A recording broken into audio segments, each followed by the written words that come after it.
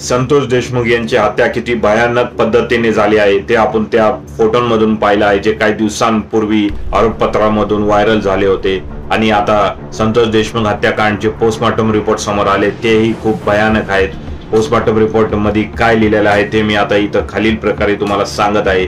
देशमुखांच्या हनुवटी, कपाळ आणि दोन्ही गालांवर जखमांच्या खुणा होत्या। पोटावर बेदम मारहाण झाली होती, नाकांमधून रक्त आलेलं, त्यासोबतच छाती आणि गळ्यावर जखमांच्या खुणा होत्या। दोन्ही बरगड्यांवर मारहाण झालेली।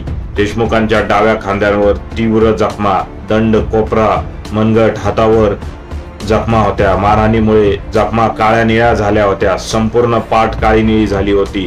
त्यांच्या शरीरातील रक्त साकळलेले होते।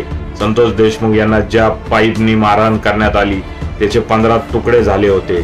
त्याचबरोबर महेश केदार याच्या मोबाईल मध्ये संतोष देशमुखांनी मारहाण करतानाचे व्हिडिओ आणि जखमी अवस्थेतील फोटोही सापडले आहेत। सीआयडीने एकूण 5 मोबाईल हस्तगत केले होते। संतोष देशमुखांना मारहाण करताना त्यांचे कपडे काढले होते। आरोपी त्यांचे फोटो घेत होते आणि मोकारपंथी या व्हॉट्सअप ग्रुपवर त्यांनी व्हिडिओ कॉल केल्याची माहितीही समोर आली होती। संतोष देशमुख त्यावेळी माझा हातपाय तोडा पण मला सोडा अशी विनंती ह्या लांडग्यांना, या नराधमांना करत होते, पण त्यांनी काहीच ऐकलं नाही। त्यांना तडपून त्यांनी संपवलं।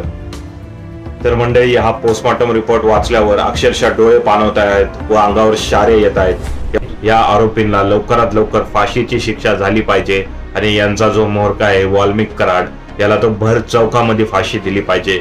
त्यामुळे अशी घटना पुढे भविष्यात कधी होणार नाही।